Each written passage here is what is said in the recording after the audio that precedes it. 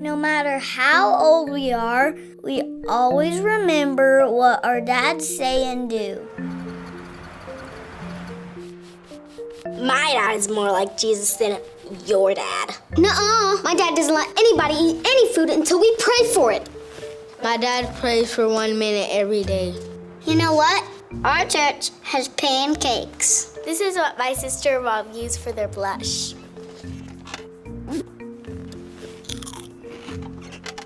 My dad says that mean kids never know what they're talking about, because their parents don't know what they're talking about either. My dad says to punch meanies in the face. Then my mom says, don't ever do that. And my dad goes to timeout.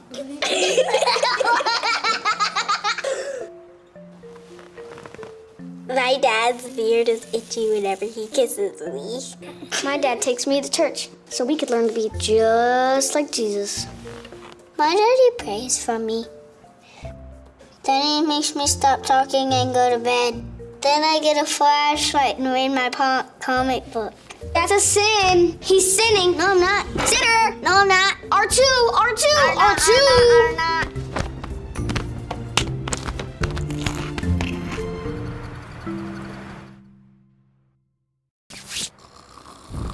My dad said that if you don't have anything nice to say, don't say it. My dad never stays mad at me. My dad taught me to forgive because Jesus forgives us every time we ask. I want a mohawk. I wish I had hair. It's okay. Your hair will probably grow back. Thanks for being our dads for all our lives. Hi everyone, happy Father's Day. Let's begin with worship this morning.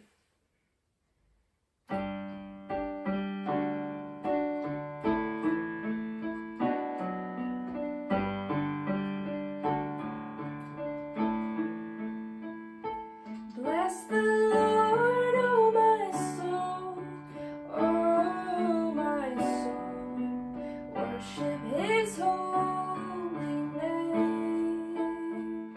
Sing like never before, oh my soul, I'll worship your holy name.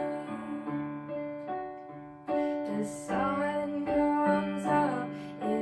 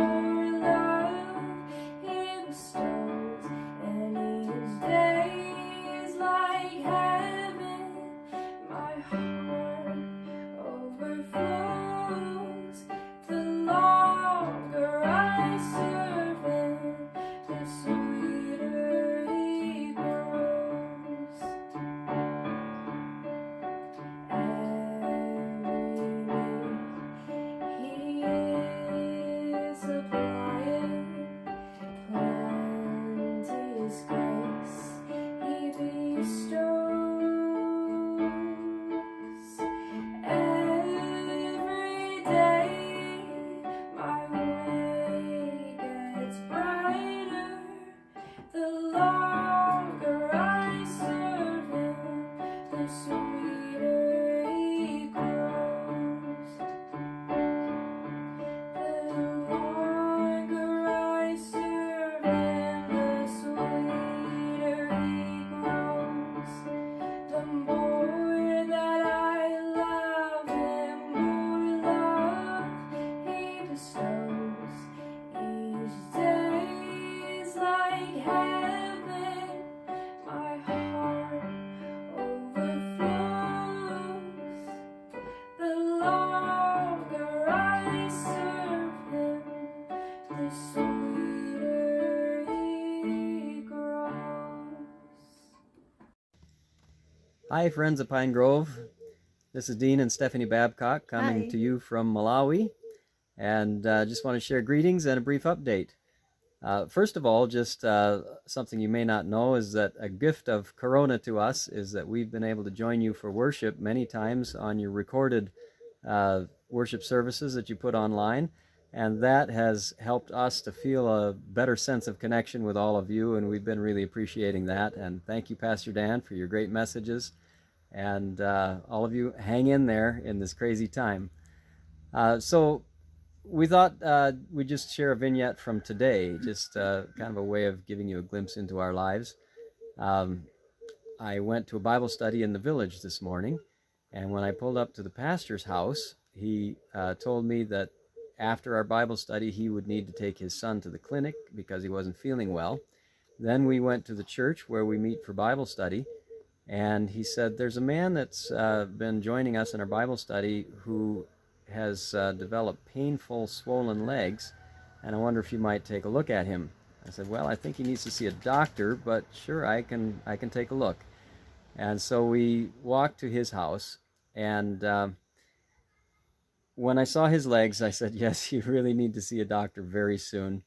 And then I got to thinking, well, you know, we have two people that need to go to the clinic. And, I asked him first, where would you go and do you have a way to get there? And he said, well, I don't have any money for transportation. You see, we're way out in the village, and they don't have cars. So if they need to go far, they need to hire a bicycle taxi or a motorcycle taxi or walk. And he had painful swollen legs. Can you imagine either riding on the back of a bicycle or a motorcycle with painful swollen legs over bumpy roads? And he didn't have the money. So I thought, well, why don't we all just get in my vehicle and go to the clinic together, and while the patients are waiting to be seen by the doctor, we can have our Bible study out under a tree. So that's what we did. We had some Bible study while we were waiting for them to come back out of the clinic. They came back out with some medicine. We still don't know exactly what the problems are, so you can pray for these two friends of ours, the pastor's son and the man who attends the Bible study, that their issues will be sorted out and that they'll get the medical help that they need. So all of that just to let you know, here in Malawi, more than anywhere else, it seems, we don't always know exactly what our day has in store for us. God knows in advance, and we show up and find out what the real program is. So that was my program for today. We did have Bible study, and we helped two people to be seen by the doctor. And Steffi was going to just share a little bit about what's happening with our family. Well, we're all doing well. That's the biggest and most important news, I guess. Christopher is still with us. He actually got a grant through his university to work on a research project. So he's getting paid this summer to do all kinds of online research. He's finished his second year of university. Jonathan is just about to graduate from high school, so that's very exciting. Yay! Yeah. And Sarah is finishing grade 9, first year of high school, and Sarah's finishing grade 1. And Eliana's finishing grade 1. Sorry, Eliana's, yeah. And Jonathan is probably going to do his first semester of college, still from home, because his college, he will study in Algonquin, and they are doing it online. So we'll have him with us for a little bit longer, and we're thankful for that. Yes, and we're also thankful for all of you. Thank you so much for your support. It allows us to be here and to do the ministry that we're doing here. And we appreciate all of you so very, very much. Thank you. Thank you. Bye. Bye-bye. Pine Grove and friends, welcome to the service today.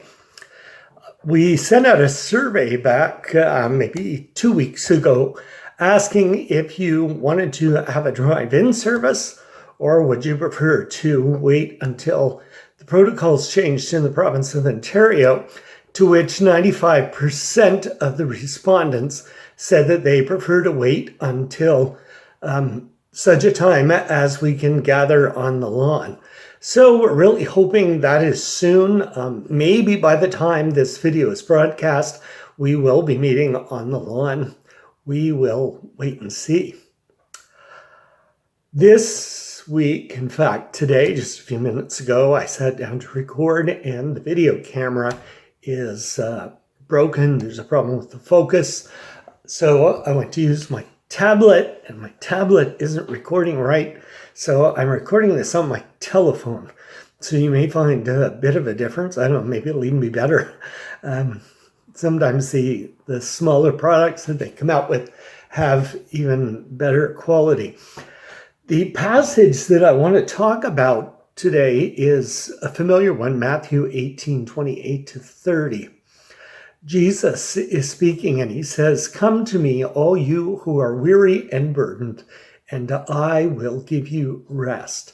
Take my yoke upon you and learn from me, for I am gentle and humble in heart, and you will find rest for your souls. For my yoke is easy and my burden is light."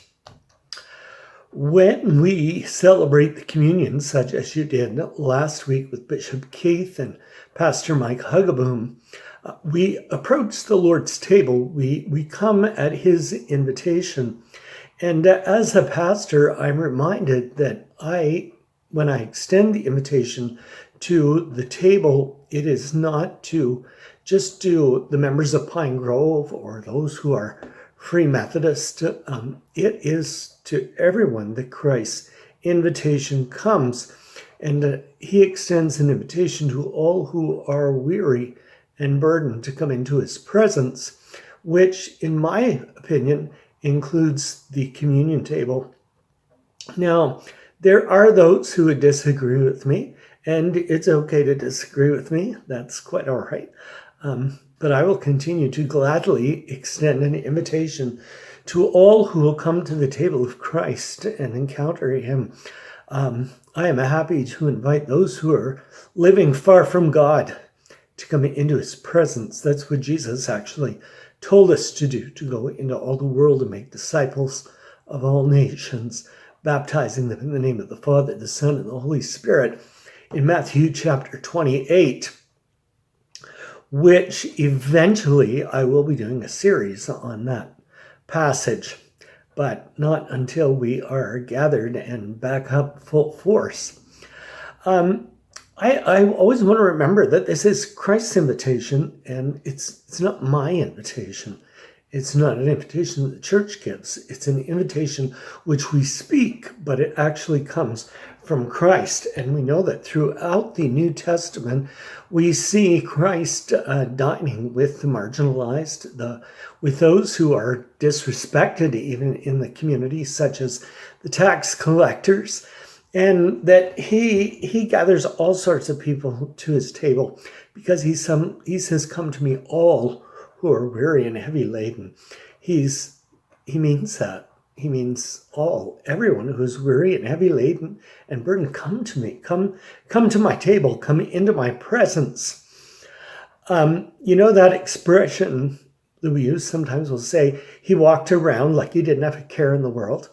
Well, if you show me someone who does not have a care in the world, I will show you someone who is probably wearing a mask and they're pretending, because I don't think there's anyone who doesn't at some point have a care in the world. I think rather the opposite is true, that we often carry around things, and only for brief moments of time do we not walk around as though we're carrying no burdens in the world.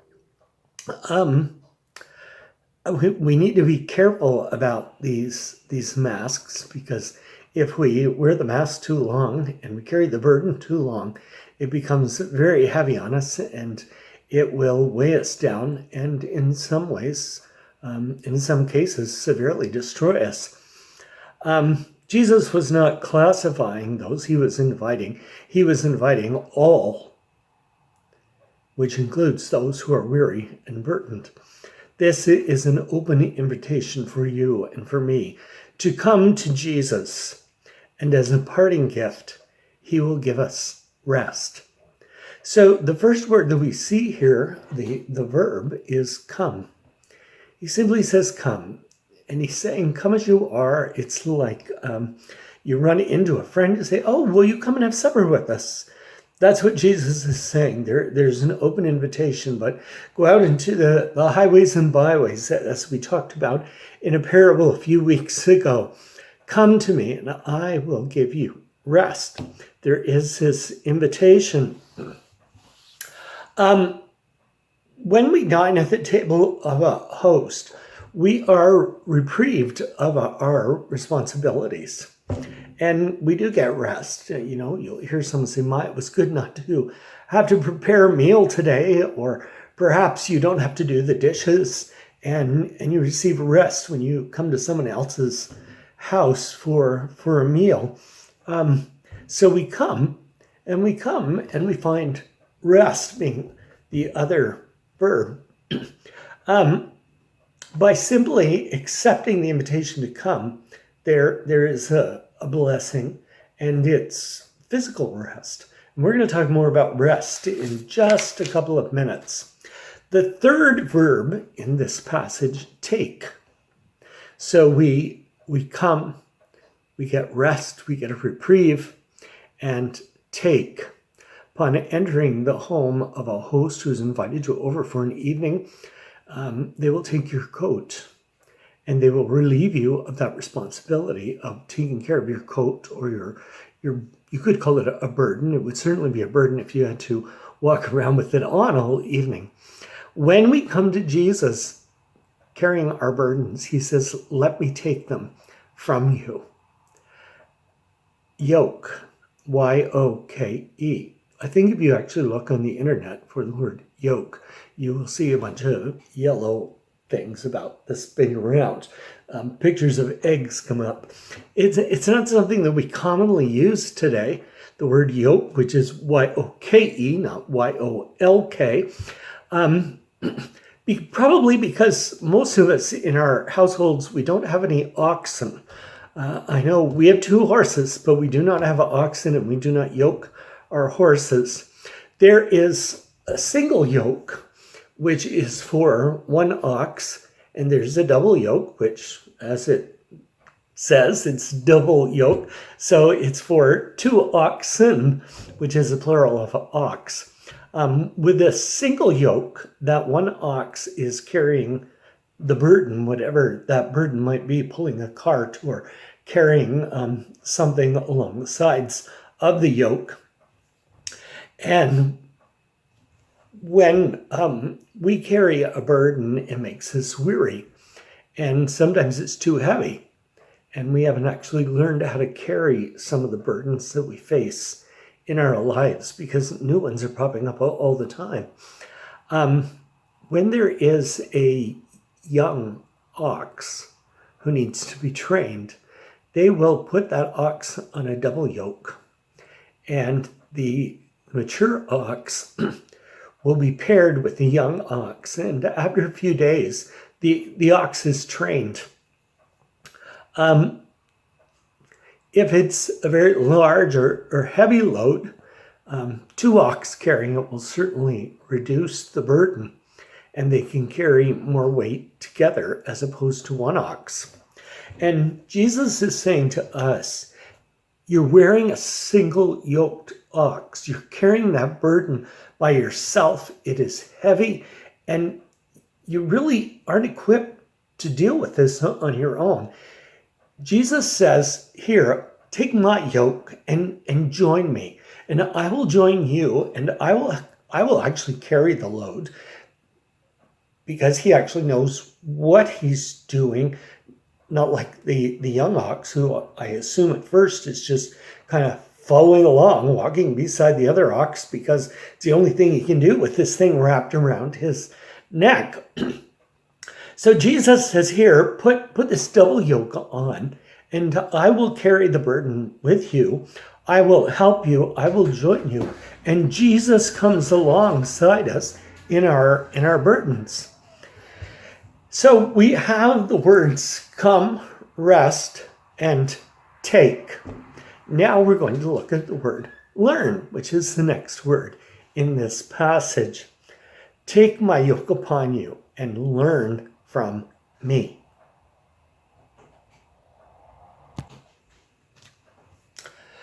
Learn. What a great word to learn. I love to learn because when I learn, I get to experience new things. And especially when something is difficult and it's out of my expertise or out of my scope of knowledge or scope of practice, when I learn something and then get to apply what I learned, and then a great joy becomes teaching someone else so that they can learn. If you've ever been to a registered massage therapist or a physiotherapist, you will know that sometimes they will take your arm or your leg, or they will take your head and they'll want to manipulate your head and your neck or an arm. And the instinct we have is to tighten up or to try to move the muscle, take control ourselves. And the therapist will say, no, just relax. Let me do this for you. We have to surrender the control over to the therapist so that they can actually do what needs to be done to us and for us. And they can't do it unless we hand over control. And with this yoke that Jesus gives us, we learn how to hand over the control so that we can have help in carrying the burden, so that we can actually have the burden carried for us, and so that we can learn how to carry our burdens better. And when future experience comes, we can look back at the past and see how Jesus helped us. And we learn from that. When we join yoke with Jesus, he takes control and he carries what is burdensome for us. As we allow him to take us on that journey, we learn from him. Jesus says, I will carry it because right now it's too heavy. And then Jesus will let me help you carry that. And then other times it's Jesus says, let me walk beside you while you carry that so you're not carrying it alone. Any task can be difficult until we learn how to deal with that task. Jesus is such a wonderful teacher. He is gentle. He is patient. He is humble. He says here in his word, he says, I'm humble, I'm gentle. He's patient. He is kind. He is the type of teacher that you want to learn from. We know that by all the people that gathered to hear Jesus speak during his ministry in Israel. And, we come, we get some reprieve, some rest, we take, we learn, and then we find or we discover. And here we're going to go back to the issue of rest. Find rest, not just an average rest, not just a sleep or a reprieve or a vacation, but find that eternal rest, that rest for our souls. This is so different than physical rest. This is such a refreshing rest. It's like a well of living springs of water gushing in us, breathing life into us. It is contentment. It is shalom rest. It is that peaceful rest that can only come from God. And oh, what a blessing when he comes and takes our burden and we learn to rest in him. Even though the burden, the problem may still be there, we can rest in him knowing that he's got this, that his yoke is with us and that he's walking alongside us. This rest that he gives for the soul permeates our being, the place where God dwells within us through the Holy Spirit. Come, take, learn, find, and rest. When you come to Jesus and you are weary and burdened, and you have a heavy yoke of care, concern, pain, and sin. Sin is a very heavy yoke that we carry. The secrets of sin, the deception of sin, the things which displease God and harm ourselves and others. Then you take this double yoke upon you, and he relieves us of that. And we learn as he joins us, and we find rest for our souls. When you come to Jesus, your yoke can be very difficult. Your burden can be very difficult. It can be very heavy. But we do not leave with that same burden as when we arrived. When we come to Jesus and we leave and go about our day and our business, we leave with his yoke, which is easy. And we leave with his burden, which is a light burden. It's a burden for the souls of others. It's a burden that is something which is useful. Some of the burdens that we carry are very important, and because they come with some stress, it actually motivates us to continue to move forward. You know, if you have pain in your arm, you go to the physiotherapist. You are motivated to do those exercise because you can't lift your arm, or you're experiencing pain. Christ has a burden for us, and Christ gives us a burden for others. That is the yoke we should be carrying. We should be carrying the concern and care of others, and that we would be healthy to bless others and to bless the world. So will you exchange your burden for the blessings of God today? Will you take his yoke upon you so that you can be relieved of the cares of this world, and know that God has them in his hand? He has them under control. I encourage you to take whatever you have today, present it to Jesus, and let him take it, because he cares for you.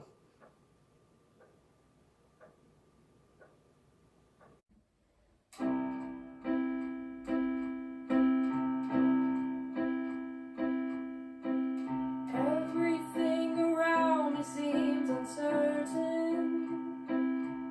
My weary heart can't take much more surprise. I wish there was a point on the horizon, something I could see with my own eyes. I need to tell you that I'm scared. I feel completely unprepared, and nothing's what it was 2 weeks ago. But you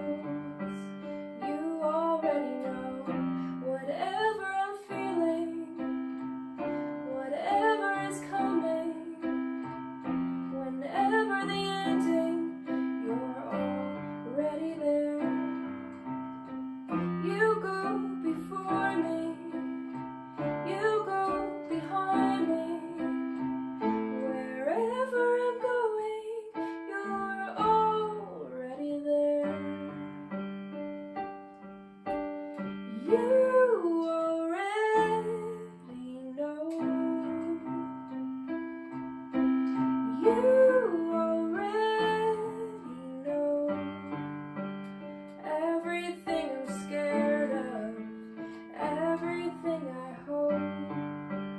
You hold my tomorrow